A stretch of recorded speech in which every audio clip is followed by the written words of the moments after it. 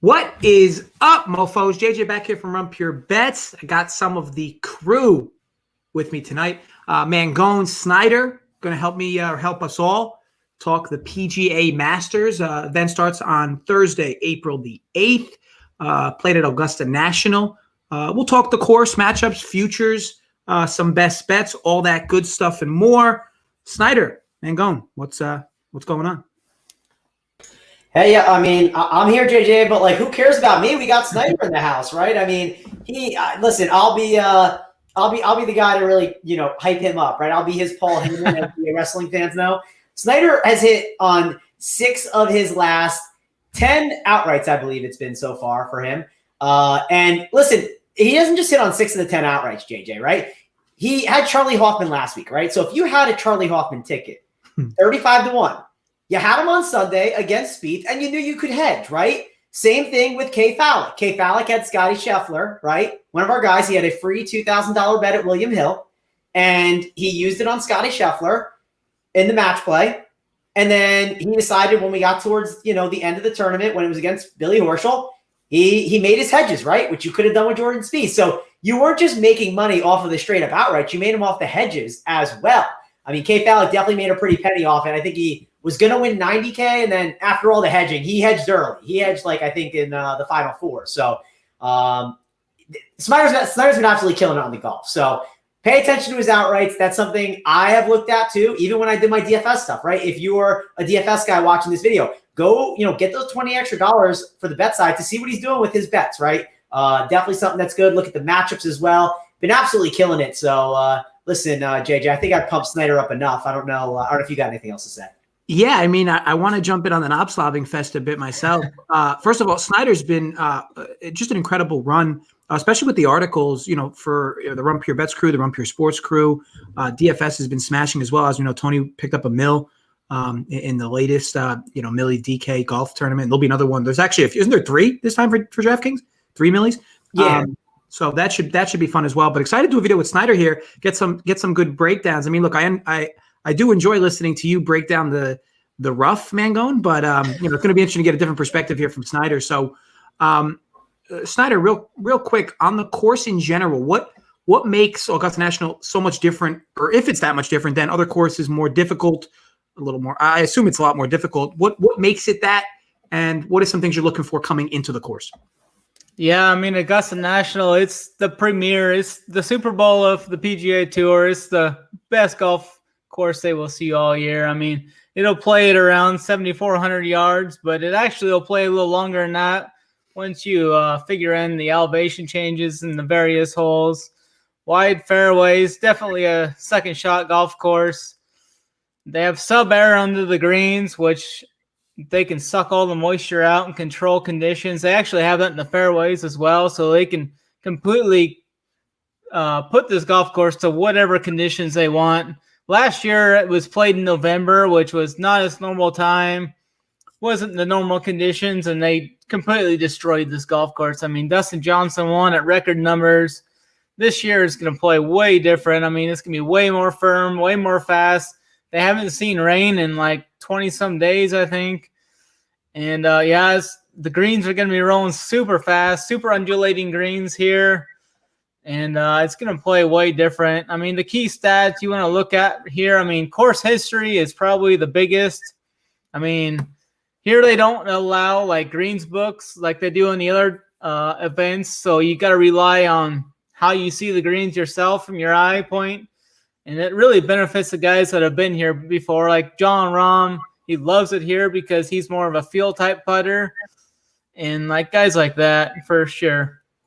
Now with the fast putting or with the fast greens, that makes guys like Hideki. Does that make them difficult to think they could win a tournament like this? Guys with below average putting games, right. Or can a guy like Hideki make? I'm giving one example, but fast greens aren't always great for good putters. So do you just kind of eliminate bad putters from the equation, or do you still consider a guy like Hideki? What's your take on there, considering how fast the greens are expected to play?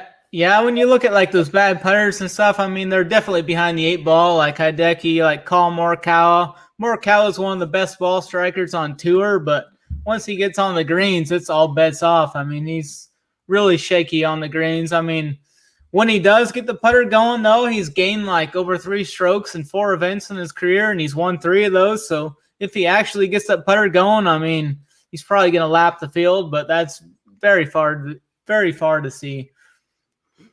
No, it definitely makes sense. Let me ask you this, man, going from matchup perspective, is there anything that like really stuck out to you? I know that I saw some things where it's like Speith is getting like matched up with like JT at certain books. Like, I mean, like how good is he playing that became a thing? I mean, I guess he must be playing really well. Yeah, well, he's the favorite, right? I mean, dude, my grandma literally, I think, likes Jordan Spieth more than my grandpa. Like, I mean, literally just loves Jordan Spieth. Jordan can do no wrong, right? To everyone in the golf world, like everyone loves Jordan Spieth. They think he's the greatest thing ever. He's that perfect little boy, you know. He's that perfect golden child that everyone loves. I cannot get behind Spieth here at this number. I am out on him. And in the matchups, it sounds insane, right? Like, I get it though. He is like back. I would rather stay away, right? If you're going to bet against Spieth, I don't think you do it in a matchup, right? I just don't think that's the right way to go about it. He's just too high up there where I don't want to do any of those matchups with guys at the top, really. And if I am betting any matchups with guys all the way at the top, I'm betting on guys that I think have been like struggling too, right? Like I kind of want to look for that angle as well. And I would rather go to a Rory and bet against him. Now I know Rory has some great, Masters history and everything, but I don't want to bet against Spieth right now. I can just stay away. I don't need to bet against him. But the reason why his number's up there, JJ, is yes, he deserves to get some credit because of how well he's been playing. But the other thing is, yes, people are betting him. People are pounding him away at the sports book. Obviously, the books have to hedge themselves a little bit, and they have to make sure that number is at a point where they're protected. Also, people forget that number was at like 50 to 1, 70 to 1 a while ago. So they need to protect themselves, these books. They are already looking at some large numbers. So that's why they've priced down, I believe. And I think that's playing into some of it. And that's obviously affecting some of these other guys in the 20 to 1 and the 30 to 1 range. And that's where I want to take advantage of that value. I don't want to be jumping on a Spieth now. I missed the boat. Of course, if you got Spieth at like 50 to 1 or 60 to 1, you're holding that ticket. It's great, but I'm not going to jump on with the public and just go to Jordan Spieth. I just don't think it's a good idea here in this spot. Can he win? Yes, of course he can. But again, he's got to try him back-to-back, and he didn't really have that much pressure on him on Sunday. I wish he would have had some pressure. I wanted to see that happen because we have seen Jordan implode at times. And Snyder, I know you and I were hoping Charlie would put the pressure on, and I felt like he did not put enough. No, I mean, he had chances there. I mean, there's 3 holes on that back 9 where he had just horrible iron plays, but he got up and down. I mean, he made a birdie there towards the end. I mean, he tried, but I really wanted to see Charlie make a few birdies and push him and see how he responded, because previous times in the year, I mean, he's been in that position a few times this year and he's folded every time there in the final round. And well, looking at like the JT and Speith are at the same win odds this year, but JT's actually a minus 140 favorite over Speith in the matchups, which is very interesting to me. Yeah, like if I'm going to bet against Speith, it's probably going to be something to like get a nice payoff. Like, again, I don't think he misses the cut, right? But it would probably be for that, like something crazy where like I would want to get paid off for him imploding, right? That's kind of what I'm thinking here. Again, I'm going to stay away from all Speith bets. I'm just not going to touch them, and I'm going to be happy about it. I'm not even going to bet what I just said, that miscut thing. That's just like the idea. I want to, if I'm betting against Speith, I'm betting on the implosion, right? And I don't want to just do it for a double up. I want to do it for way more than that. Now, it's interesting there, Mangone, that you brought up the miscut, make cut, because Snyder, you got a few, or at least one make cut parlay that you like. What one are you thinking there? Yeah, correct. I like Paul Casey, Matthew Fitzpatrick, and Ryan Palmer. If you parlay all 3 of those to make the cut, you'll get like plus 108 is what it is on DraftKings last I checked. I think all 3 of those guys have really good equity to make the cut. Awesome. So could you just go through them again, the 3 golfers? It was Casey. Who was the other 2? Yeah, Paul Casey, Matthew Fitzpatrick, and Ryan Palmer. Plus 108. Nice. Now, out of the field, Snyder, either one of you, I'm sure, could answer this question. Out of the field, what are we going to get? 65 make the cut, 60 make the cut? We're going to have 50 make the cut out of there's only 88 total in this field, but I mean, you have a bunch of old timers and a bunch of amateurs. I mean, you realistically only have about 70, 65 guys that can make the cut. Yeah, Snyder, the one thing about this event compared to last year's, right, because that was in the fall, because of the sun, with it going up, up and down like sooner and faster. Basically, they're not doing. They made it a larger field again, right? Wasn't it like 55 and now it's back to 65? Is that correct? Yeah, I'm not for sure about that. I'm pretty sure I heard that. But the one thing that stuck out to me that you mentioned with Casey, like I like Paul Casey this week. I couldn't bet him to win. He's been playing amazing golf, but he's the opposite of Jordan. If I'm betting on Paul Casey, I'm betting on it in like a matchup, right? Something safe or like a top 20 or a top 30, something like that. I don't want to bet on Casey to like try and win this tournament because I don't love his upside there. Do I think he has a chance to contend and be there in the top 10? Yes, but do I think he is going to be able to win this thing? No, I don't. But I love him on DraftKings. That's obviously something completely different. But in betting, it's kind of opposite of Jordan. If I am betting on Casey, I want to bet on more safer things and just double ups, not try and bet on the upside angle with a guy like Paul Casey. Yeah, we can get Paul Casey to finish top 20 at plus 100, even odds, basically. I mean, he's been great. He's had 6 worldwide starts here in 2021. His worst finish has been 12th over in Saudi. In his last 3 PGA Tour events, he's went 5th, 10th, and 5th. So he definitely, I mean, especially with his course history here, he definitely jumps out at us. Now I see. So my boy Cantlay. I don't know his exact track history, course history here, but I'm a big Cantlay guy.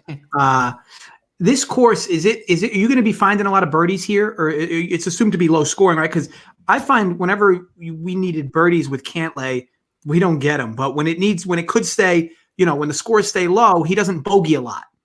Does Cantlay stick out to you on this course in particular? Yeah, I think he sticks out as a great play this week.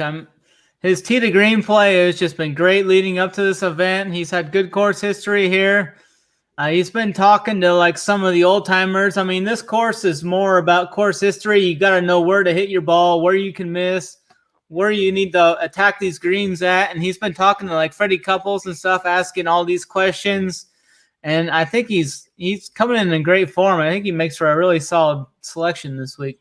Yeah, he doesn't have the worst course history, right? So missed cut first time, which like if any guy misses the cut the first time, I'm not gonna like be mad at them for it, right? It's the Masters. There's obviously some tricks to it. Then he went T17 and T9, right? So obviously that's something that you love to see. You want to see him just improving. And the thing about Cantlay that I really like the most, and you mentioned it, Snyder, tee to green game has been phenomenal. And over like the past 3 months, which if you look at like, leading up to the Masters, the guys that win this tournament are guys that have been playing really well. I know it sounds like lame, but like it's just partially the truth. My only fear with Cantlay is he's not really a guy that drives the ball like super far, right? He's not known as, hey, I'm a bomber or I'm a elite ball striker. He's just known as having a good all-around game, which you can make a case is something that fits really well at the Masters and just like understanding the course. A lot of different types of golfers can win this event. But that is one of my fears is Cantlay's driving distance. I wonder if it can get there. And that was my question to you, Snyder, because I look at him and I see the tee to green game. And that's something that if you look at all the past guys, and like I said, Dustin Johnson last year was one of them. He was the best golfer in the world before the Masters, and he walked into the Masters and just won that thing pretty much with ease, it felt like.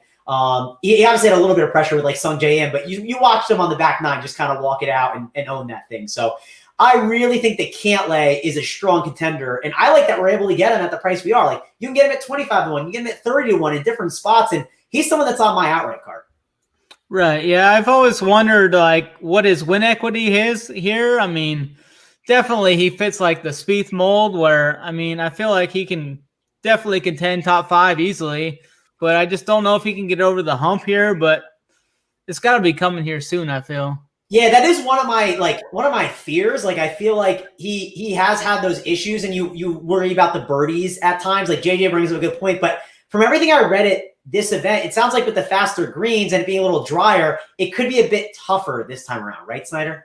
Yeah, it's definitely gonna play a lot tougher. I mean, it's gonna be like Sergio Garcia was saying earlier today, he's never seen the greens run this fast this early in the week. And it usually only gets faster and firmer and harder as the week goes. Now, let me ask you this, guys, and Mangone, you can start from a matchups perspective. Like, so I look, whenever I see Cantlay versus a guy like Rory at about even money, like I'm always going to lean Cantlay just because it seems like, I mean, at least from what I remember, like Rory was just off his game. I mean, I know you guys correct me if I'm wrong if he picked himself up recently, but he hasn't been the same player. I don't know since how long, but at least during the COVID break, during that long stretch, he wasn't the same player at all. So I see things like that, and those kind of poke out to me. I think minus 110 DraftKings, Cantlay over Rory. But Mangone, what's your favorite matchups for this event? Yeah, I would say Cantlay is one guy that I would be betting on him, and you can look at all different matchups, right? Your books will get different guys, but I'm going to give guys that I kind of like in that tier, right? So Cantlay is the one that I really like in that tier that I think I would be betting on. Snyder, I'm going to give you a guy. I think it's better. I actually think he's going to do really well, but I think he's better to kind of bet upside, right? Like sort of like I talked about with Speith. Like I feel kind of dumb betting a matchup against on him. But I think Phil Mickelson is kind of interesting because he's been really good on approach lately. And like we talk about a guy that you need to know the course well, right? And he's known it well. He's been hitting the ball with his irons a lot better. He's known as a driving distance guy. So if the irons are doing well and he's ripping the ball, he can make some sense, but I don't want to do it in a matchup. The only reason I thought about him as like a matchup bet here, Snyder, is because you can get him against probably some dusty dudes, right? Like you can probably find someone down there that's not the greatest. I only worry it's like some of these guys you might find him against are like the Ryan Palmers, right? The Max Homas, who are like guys that are playing really well right now that I wouldn't want to bet against. Have you seen him against anyone like, or because that's something I'm trying to figure out. I think it's maybe better to bet him like top 10. That's a guy, again, totally off the board kind of matchup, but I think he's maybe like a better top 10 kind of guy. Who was that again? Phil Mickelson. Oh, Mickelson? I haven't even really looked at anything on Phil Mickelson yet. I know. It's really off the board.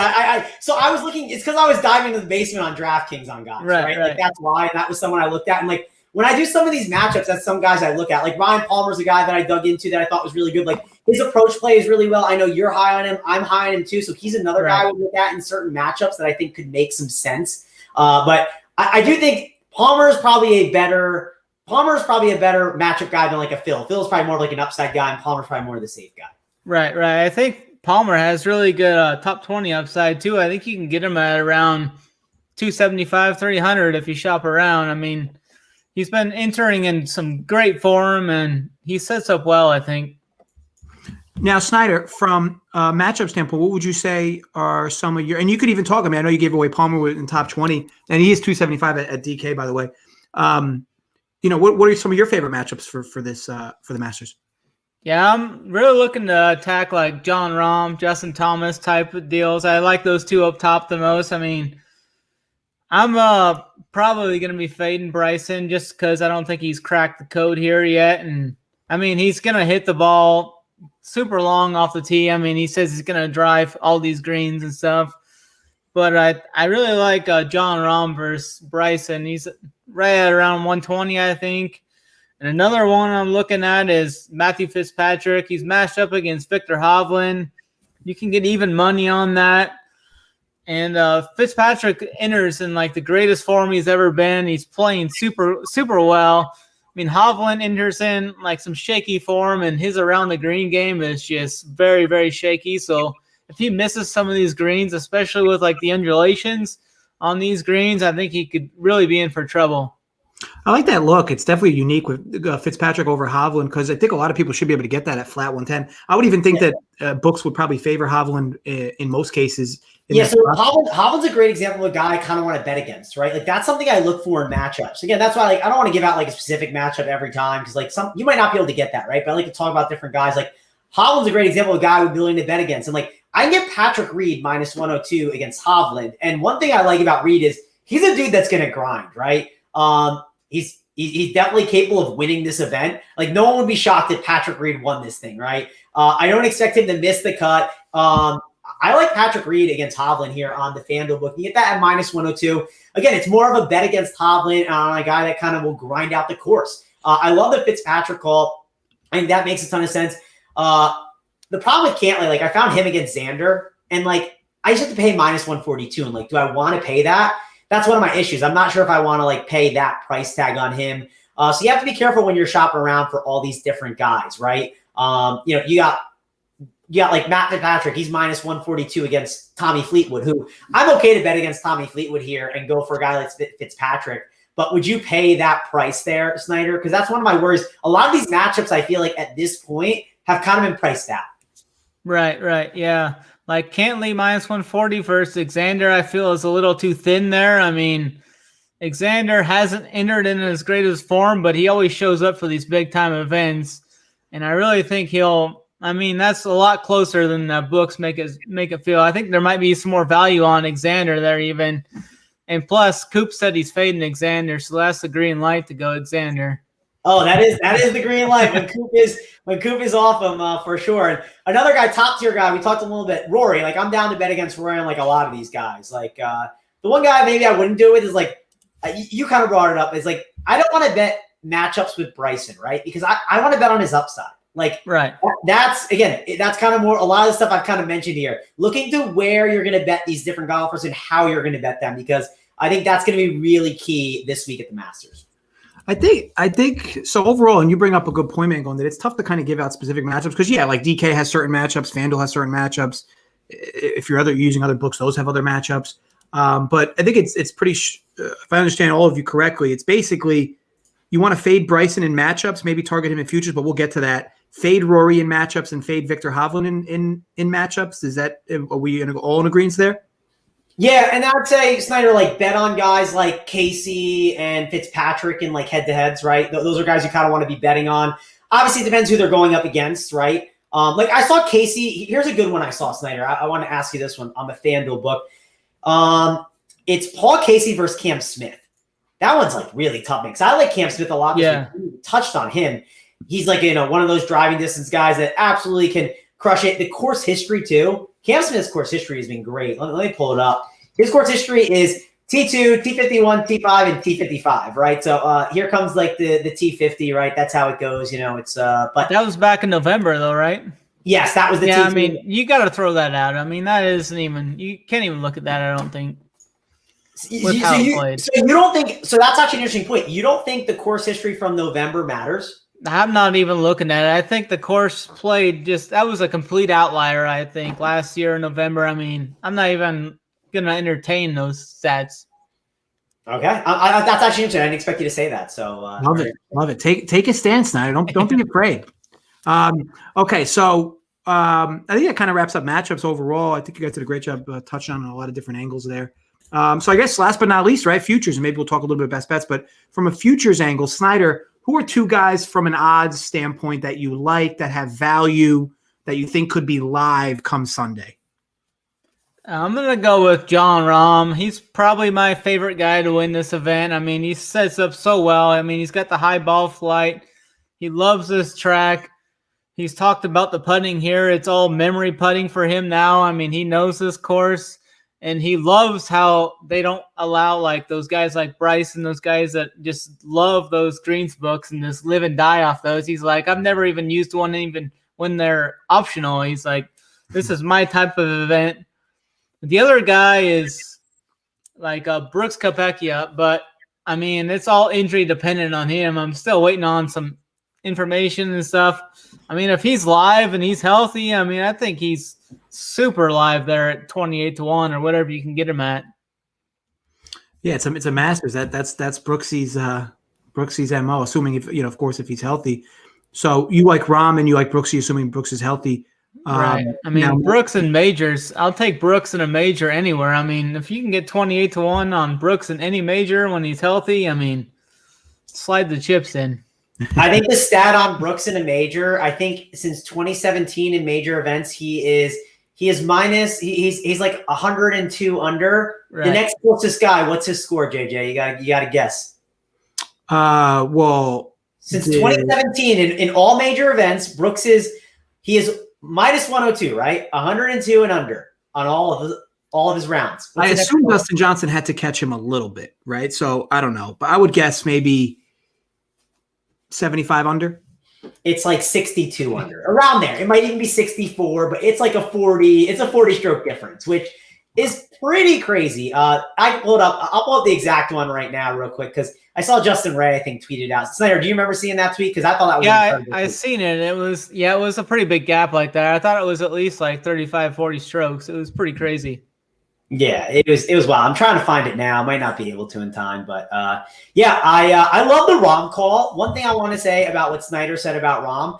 Listen, imagine coming on here and talking about the greens book, right? Like that's what Snyder leads with. Dude, he just had a baby, man. You got to lead with the baby there. That's what the people are here for, Snyder. They're not here for the greens books and the layer rough. They want to hear that John Rahm just got in the box, right? He just got it done. And he had a baby. Like, I mean, of course, the new dad narrative, JJ, I mean, that's got to be what you lead with. You don't lead with the greens book. Yeah, I mean, you'd expect it at least in there. But look, we'll cut Snyder some slack. I mean, Mangone, the layered rough, I mean, that set you back a few minutes. So that's about as bad as Coop saying they're gonna mow the fairways in a certain direction to limit the driving distance. He tried saying that in Discord. I didn't create the layered rough. I read it from somewhere else, and then like for some reason thought Hoop said it. I don't know why, but I saw it somewhere else for sure. But I like the John Rahm call. He's a guy that's in my placeholder, right? Like, so I want to bet Brooks. I haven't bet Brooks yet. Still waiting. A lot of great numbers you can still get. I'm going to pull the trigger Wednesday night. So I can let you know in the Discord chat if I do it or not. I still haven't decided yet because I'm trying to like read up more on his health and figure it all out. If I don't go Brooks, I think I'm just going to go over to Rahm. And I know it's not like in the same price range, but I kind of just don't care. And Snyder, you said it. This is kind of like the Super Bowl, right? Like you kind of you're betting and you're having a good time as well, right? I know we're obviously grinding out for a profit, but I like John Rahm a lot here. I'm going to bet on him. I'm betting on Bryson. Again, wanting to bet on that upside for him. I'm definitely a Bryson homer for sure. Someone that I like a lot. I do think that he has a ton of upside here, Snyder. I want to ask you this question with Bryson. So I listened to him. He kind of talked about how he thinks his game is rounding into complete form. And I feel like he realized in November, and you kind of saw him in November, he struggled, right? I think he realized he didn't take it seriously. And I think he's taking it very seriously this time. And if you look at the tee to green stats, like I talked about Cantlay, he's one of those guys that's up there. He has been tremendous in the last 3 months. And that's something I'm targeting. And Bryson is up there. I'd be crazy to ignore him.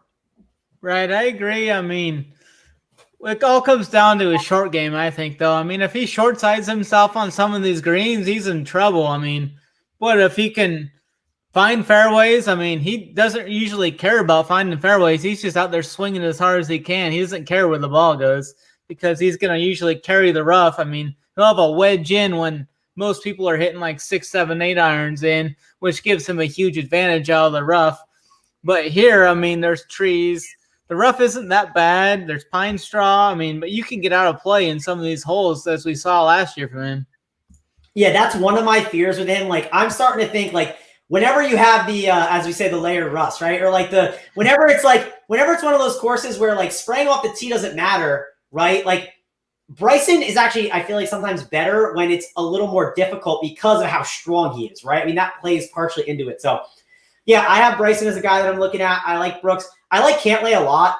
I talked about all the tee to green stuff. He's been playing great. Snyder, talk about him a little bit. He's someone I think he's on my outright. What are you seeing in Cantlay besides the stuff I talked about? Yeah, I mean, Patrick Cantlay enters this event. He finished 9th the last time it was here in April, so that's reassuring. I mean, his tee to green game's just been great leading up. He does have 3 top 3 finishes here in his 7 events. He's only got 1 finish outside the top 20. I mean, he's just been soaking up all this information he can from all these guys that played here a lot, like Freddie Couples and all those guys. He also he doesn't play every event, right, Snyder? So I don't know how long he's been there and stuff, but feels like he's one of those guys that he picks and chooses his events wisely. And I'm sure he's had this one circled. I'm sure he wants to take care of this one. And right. I like Fitzpatrick as well, right? Like, that's another guy that you're on and I'm on. His just game has gotten so complete. And again, I like to look at complete golfers. And like we talk about Bryson's driving distance, and I think driving distance does matter here. But I also think having a complete game is really key as well. You just can't only be a driving distance guy. That's one reason I like Brooks here, though. He's been absolutely phenomenal with his driving distance. And that's definitely the one stat that I've looked at that I'm keying in on when I'm building my DFS teams and betting. It's really looking for guys that have the most, not the most driving distance, but I'm looking for elite players with really good driving distance that I think perform really good at majors.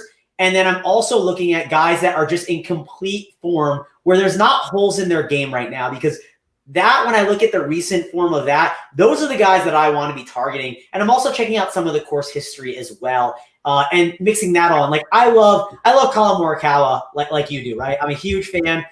I'm just kind of taking the wait and see approach. And I took that approach with Rahm a couple years ago when it was his first time. So I was like, guy was kind of a hothead. It's his first time here. Let me wait on that. Now, obviously, I know Morikawa's not a hothead, right? But there's that creativity to the course that you have to learn this course. And once you learn it and know it, like that's why Freddie Couples, like Big T plays Freddie Couples here all the time, because like he has all of that knowledge in him. And that's why I talked about Phil Mickelson as being an interesting guy that I was looking at in DraftKings, because of that. And I think that Rahm now has had that enough times around where he's able to do that. And that's my fear with some of these younger guys. That's why we're betting against the Hovland. That's why I'm still a little worried about Morikawa, even though the irons can be elite. So those are some of the things that I'm looking at when I'm making these outright bets. And Fitzpatrick has gone here a couple times. I like Fitzy. Complete game right now.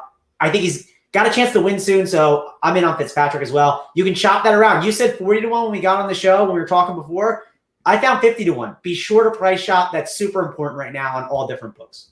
So that's nice from a futures standpoint. It looks like Fitzpatrick has a semi-long shot. Brooks Koepka somewhere in between. And you guys also like Rahm and who am I missing from there? Rahm and Bryson. So them two. Now you're basically just going to go ahead and fade Speith entirely, which makes sense. You could argue the market's just kind of overreacting to him right now.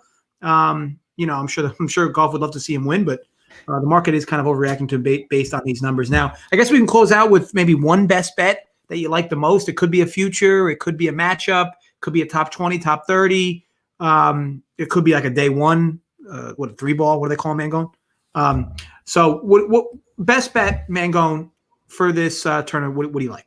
Yeah, if you're gonna like mess with those 3-balls and stuff, like Jordan Spieth is one of those that you can do it in, right? The guys that are gonna like shoot low, right? Like, so that would make some sense there. If you wanted to target that, I'd be fine with it. Best bet, I probably want to do something with a Cantlay, right? Like, so I'd probably do like a top 20 on Cantlay, right? So you get a minus 136 on DraftKings. I'm sure you could chop around and get like a minus 120 somewhere.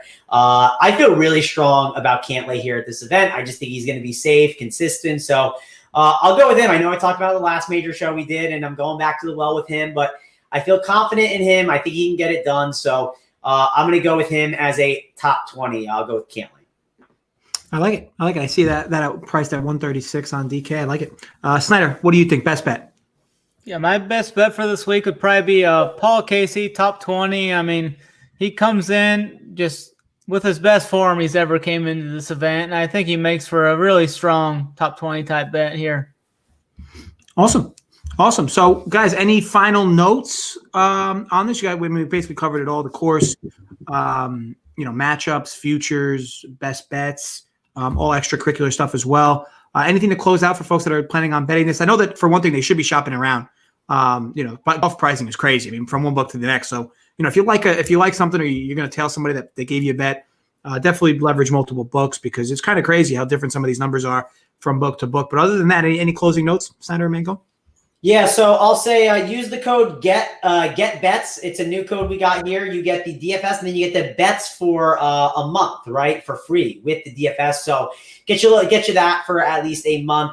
Check that out. Also, like and subscribe to the video. It helps us out a ton. Appreciate that.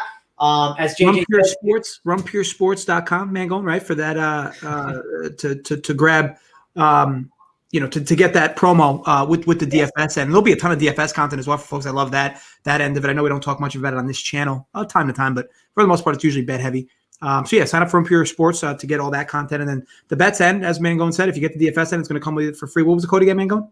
Yeah, I think it's Get Bets is a new one. So yeah, Get Bets. So that's the new code that you use over at Run Pure Sports. And then I'm going to ask Snyder 2 last questions before we get out of here. Soak up his golf knowledge here. Justin Thomas, give me your thoughts on him and Daniel Berger. We didn't talk about those two. Berger is one that I've considered firing on too. Like maybe if I don't go to the Rom, maybe I will go to the Burger at the 45-1 or 40-1. I think he's someone that's interesting and I don't mind betting on.